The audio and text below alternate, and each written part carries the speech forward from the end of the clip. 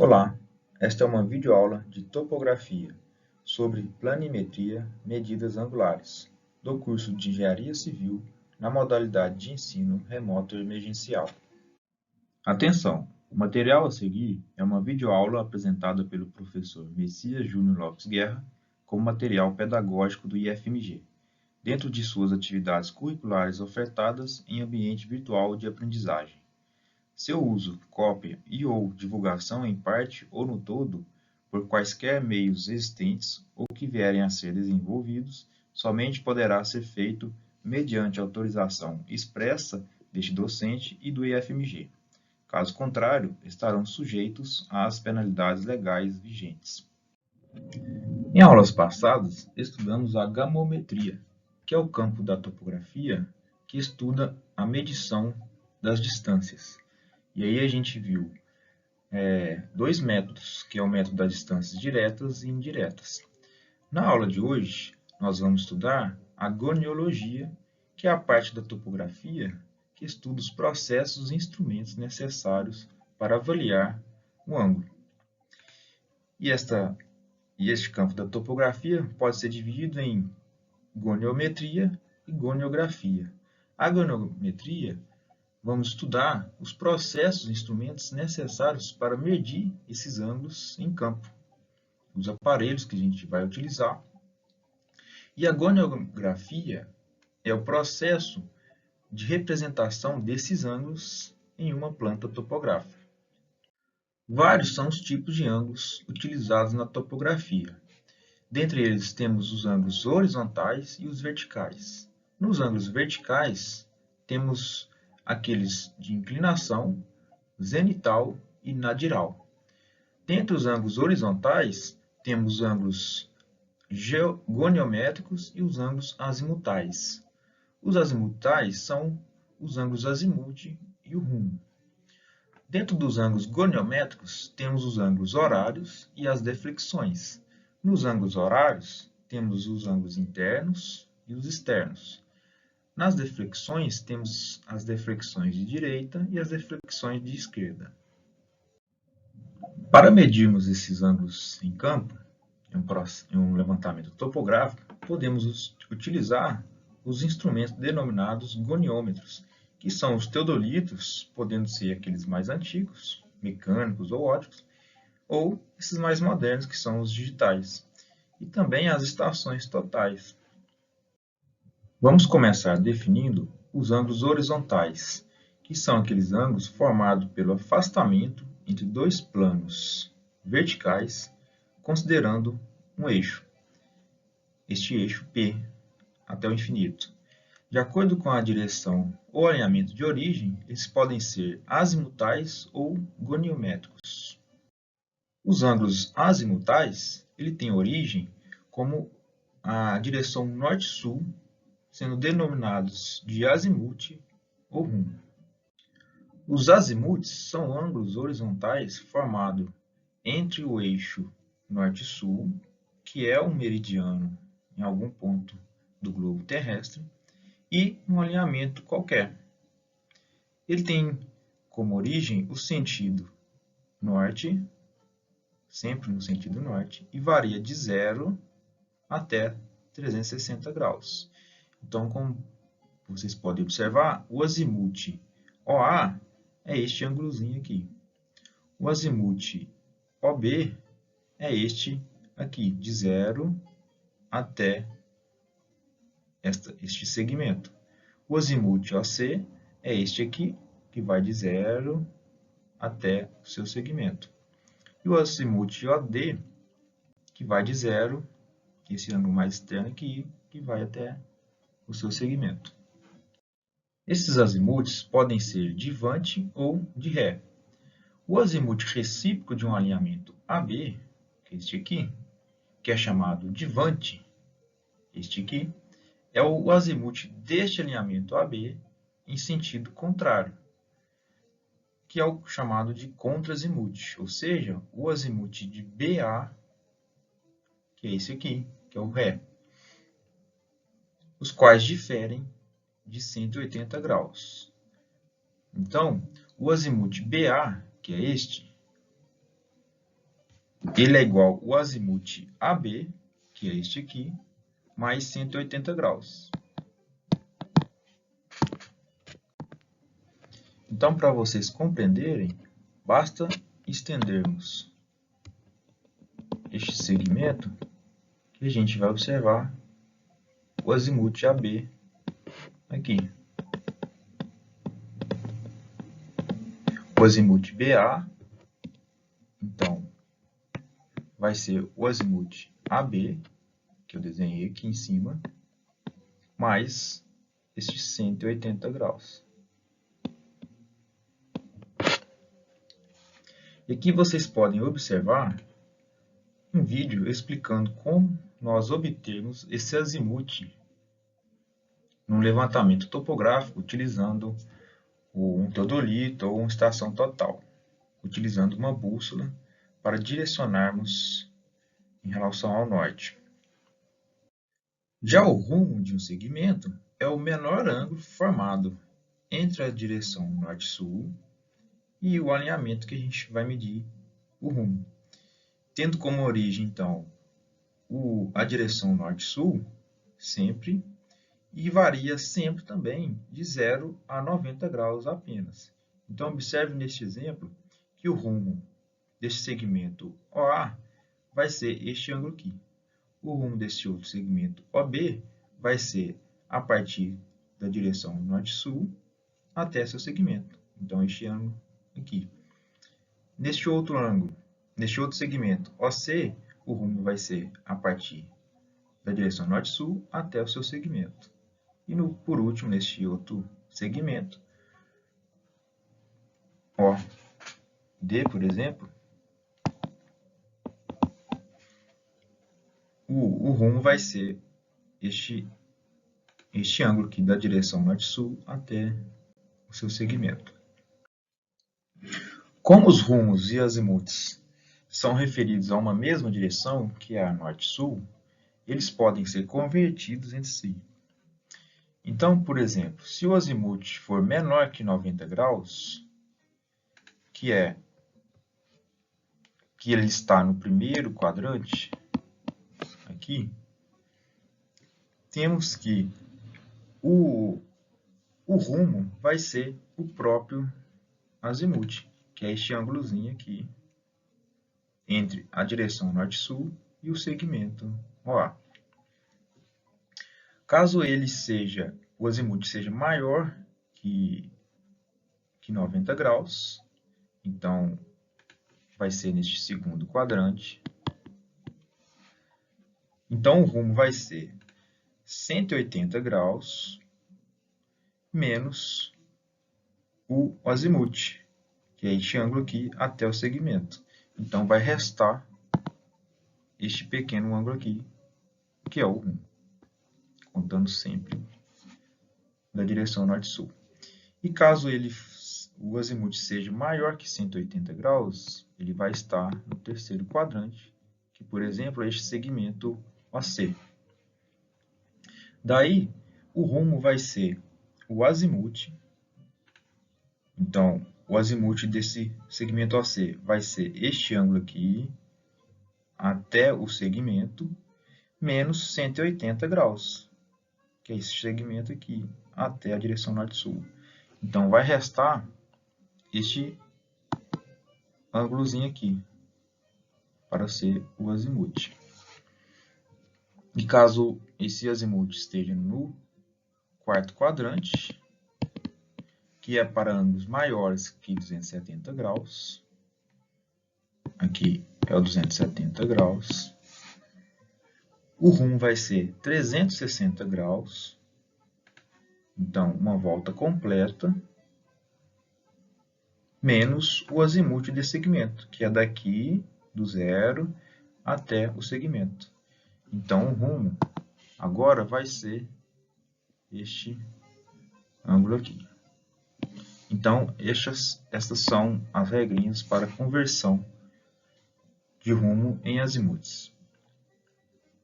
Perdão, de azimuths em rumo. Os ângulos goniométricos são aqueles ângulos horizontais medidos em relação a um alinhamento qualquer. sendo denominados de ângulos horários entre esses alinhamentos, que podem ser tanto internos quanto externos, ou ainda os ângulos de deflexões. Os ângulos horários internos e os ângulos horários externos são esses ângulos formados entre dois alinhamentos, contados sempre no sentido horário, como vocês podem observar, e varia de 0 até, no máximo, 360. E esses ângulos são os mais adotados na poligonação, que é um método de levantamento topográfico que eu irei explicar daqui a pouco. Já os ângulos de deflexão são ângulos formados entre prolongamentos de um alinhamento anterior, por exemplo, AO, e o alinhamento em estudo. Então, ele pode ser deflexão à esquerda, que é este ângulo formado entre o prolongamento do ângulo do segmento anterior até este segmento OB. E pode ser à direita, sendo este ângulo a partir do prolongamento do segmento AO até o segmento OC. Então, ele vai variar sempre de 0 até, no máximo, 180 graus. Ele é mais utilizado em projeto de estradas. Aqui vocês podem observar mais alguns exemplos. Este aqui, por exemplo, um ângulo de deflexão à direita, sempre medido do prolongamento até o próximo segmento. Do prolongamento até o próximo segmento, sempre no sentido à direita, ou horário. Aqui também, do sentido à direita, ou horário, e aqui sempre um exemplo de deflexão à esquerda, que neste caso no sentido anti-horário. Em um levantamento topográfico qualquer, geralmente determina-se sempre o azimuth inicial no primeiro alinhamento da poligonal, com o objetivo de orientar esta poligonação, que é o que eu apresentei para vocês naquele vídeo, algum slide anterior, como vocês vão aprender. Em seguida, são utilizados outros métodos para medição dos próximos ângulos, podendo ser o rumo, que eu expliquei para vocês, esses ângulos horários, tanto interno quanto externamente, ou as deflexões, que podem ser as deflexões à direita ou as deflexões à esquerda. Já os ângulos verticais são definidos como o ângulo formado pelo afastamento entre dois planos horizontais, por exemplo, este aqui e este, em relação a este eixo. E pode ser de inclinação a partir de uma horizontal, de um plano horizontal, que varia de 0 a 90 graus para cima, ou de 0 a menos 90 para baixo. E ele pode ser também chamado de zenital, que ele é medido a partir do norte, da normal deste ponto topográfico que a gente está medindo. Aqui é a normal. Em relação até a um ponto que a gente está fazendo a leitura deste ângulo. Então, ele pode variar de 0 até 360 graus. Então, para fazermos a correlação entre os dois, por exemplo, se a gente tiver um ângulo entre 0 e 90 graus, um ângulo zenital, por exemplo, então, este ângulo aqui, para encontrarmos o ângulo de inclinação deste ponto, será o ângulo é 90 graus menos o ângulo de zenital, que vai ser este ângulo aqui de inclinação. Se este ângulo, por exemplo, se a gente tiver um ponto para medirmos entre 90 e 180 graus, o ângulo de inclinação, que é este aqui, vai ser 90 graus menos o zenital até ele, que é este aqui. Então, ele vai ter um ângulo negativo. Esse ângulo aqui vai ser negativo. Para encontrarmos o ângulo de inclinação, por exemplo, de um zenital entre 180 até 270, a inclinação vai ser esta aqui, também negativa, que vai ser o zênite deste ponto, que vai ser este ângulo todo aqui, menos 270 graus. E para encontrarmos um ponto entre 270 graus e 360 graus, que é este ponto aqui, o ângulo de inclinação horizontal vai ser este aqui, que vai ser igual ao zênite deste ângulo menos 270 graus. E aí, portanto, ele vai ser um ângulo positivo. Assim como este primeiro ângulo aqui. Aqui vocês podem observar um vídeo que explica como a gente obtém esse ângulo zenital ou horizontal utilizando um teodolito.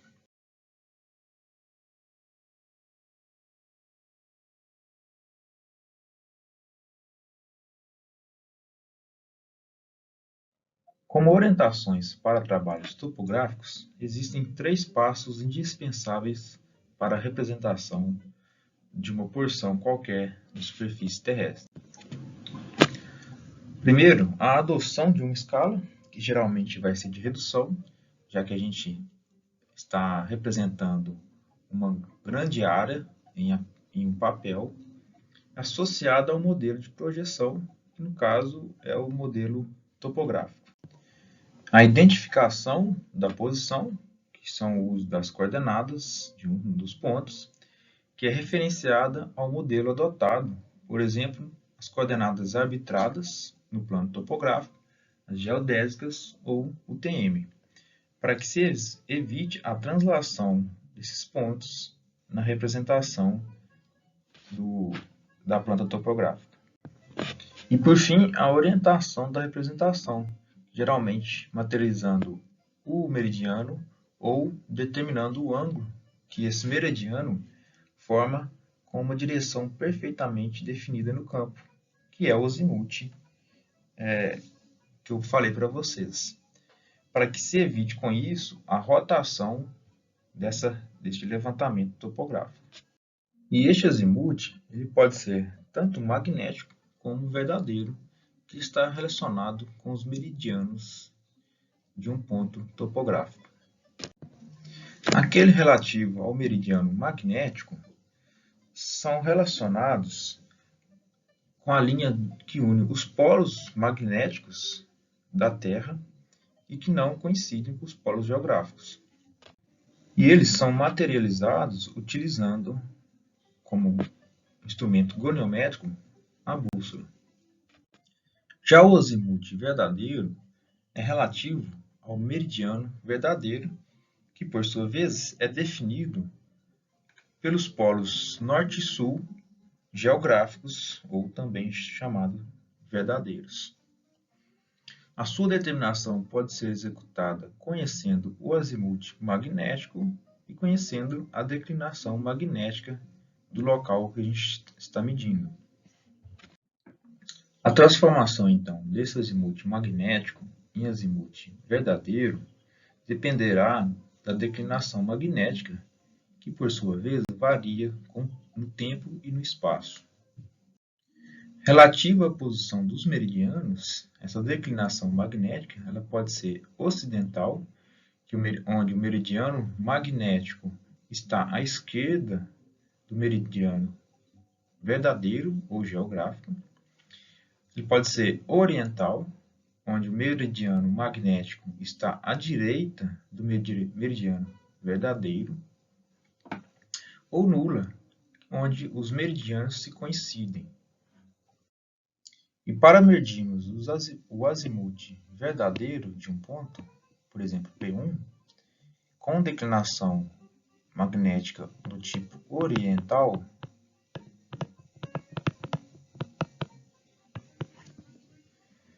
utilizamos essa formulazinha, onde o azimuth verdadeiro vai ser o azimuth magnético mais a declinação. Já para declinações do tipo ocidentais,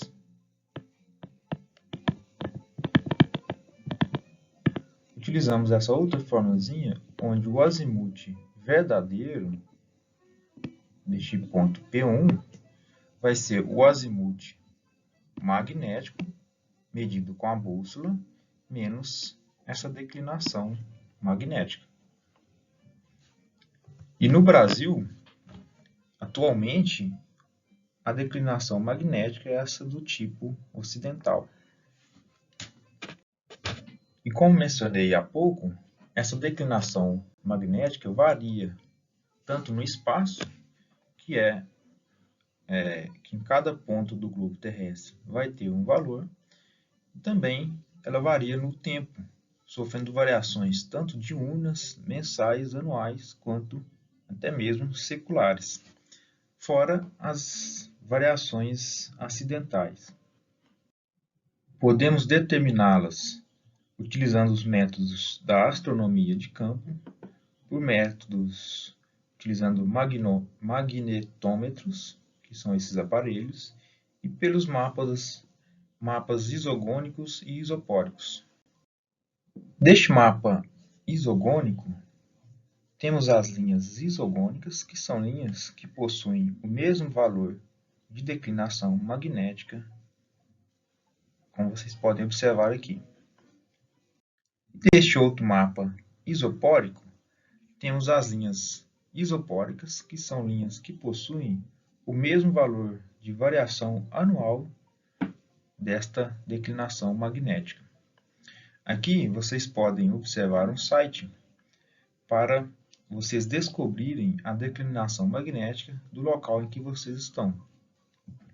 Basta inicialmente vocês possuírem as suas coordenadas geográficas, utilizando, por exemplo, o Google Maps, e daí vocês vão encontrar a declinação magnética.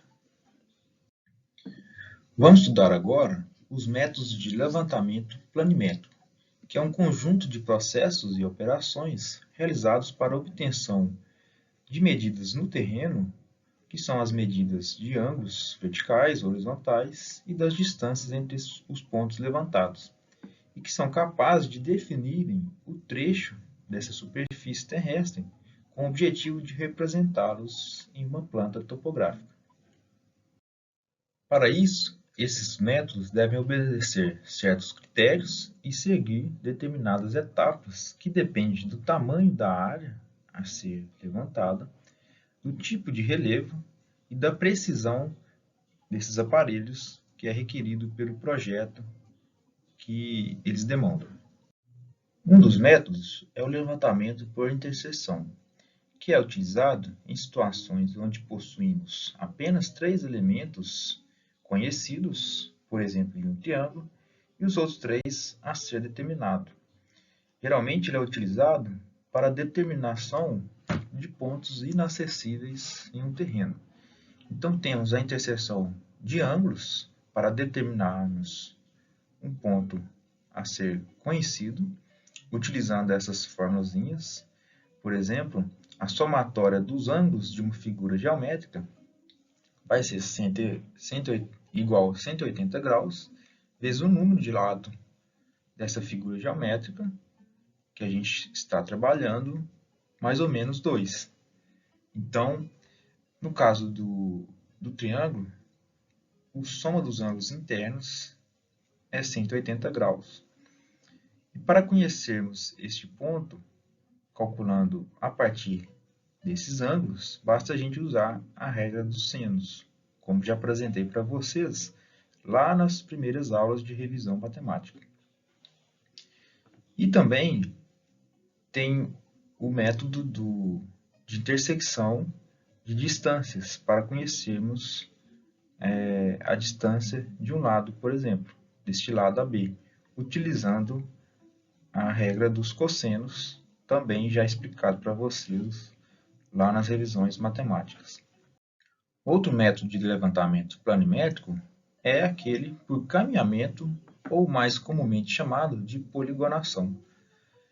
E ele consiste na medição dos ângulos entre os pontos e das distâncias, podendo ser utilizado os métodos diretos, aquelas que são utilizadas as trenas e as balizas, ou por meio dos método indireto, que é utilizando os fios estadimétricos de uma luneta, de um teodolito, por exemplo, a partir de uma régua estadimétrica. E com isso, resulta numa sucessão de alinhamentos a partir desses ângulos e dessas medições das distâncias. Este é o método que mais se utiliza em levantamentos topográficos. Existe a poligonal fechada e a poligonal aberta. Na fechada, o ponto topográfico inicial, após o caminhamento, utilizando o material topográfico, irá coincidir com o ponto final. Ela é denominada também de poligonal por looping e é muito utilizada para fazermos o levantamento de lotes, para realizarmos a medição de uma bacia hidrográfica e a definição de uma área urbana ou rural. Já a poligonal aberta, como o próprio nome diz, o ponto topográfico inicial não se coincidirá com o ponto final. Um exemplo disso, desse tipo de levantamento, por poligonal aberta, é a medição de trecho de estrada, de trechos de córrego, de uma linha de transmissão, por exemplo, de energia elétrica, e também podendo ser utilizado em um levantamento de um trecho de sistema de esgoto.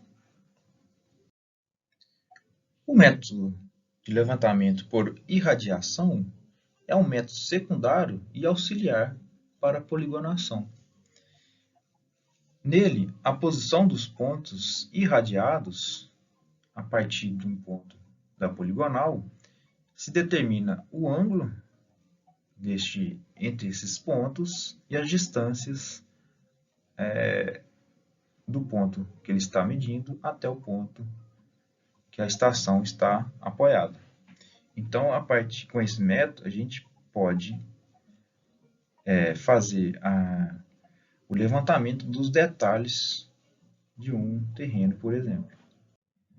Dentro da poligonal topográfica, temos a poligonal principal, que é a básica do levantamento topográfico, que é feita a partir do processo por caminhamento entre os pontos a ser levantados, e tem o objetivo de representar a estrutura do levantamento de uma determinada área.